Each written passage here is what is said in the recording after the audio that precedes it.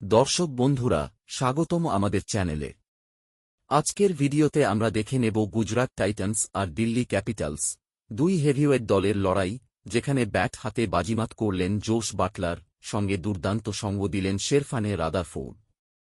উত্তেজনা, রোমাঞ্চ আর শেষ ওভারের থ্রিল, সবকিছু এক ভিডিওতেই। চলুন দেখে নেওয়া যাক কিভাবে গুজরাট তুলল এক অবিশ্বাস্য জয়।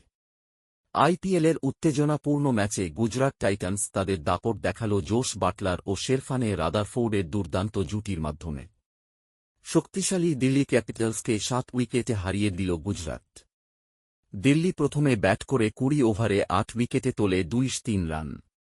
শুরুটা ছিল দুর্দান্ত, দ্রুত রান তোলেন ব্যাটাররা, কিন্তু ম্যাচের হিরো হয়ে উঠলেন গুজরাটের দুই ব্যাটার, জোস বাটলার ও রাদারফোর্ড। জবাবে ব্যাট করতে নেমে গুজরাটের শুরুটা ভালো ছিল না।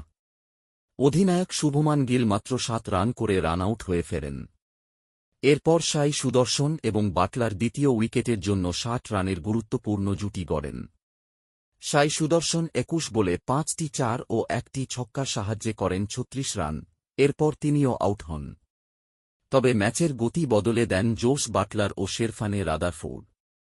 তৃতীয় উইকেটের জন্য এই দুই ব্যাটার গড়েন 119 রানের দারুণ জুটি। বাটলার ছিলেন পুরো ম্যাচে অপরাজিত। তিনি মাত্র 54 বলে 11টি 4 এবং 4টি ছক্কার সাহায্যে খেলেন 97 রানের দৃষ্টিনন্দন ইনিংস।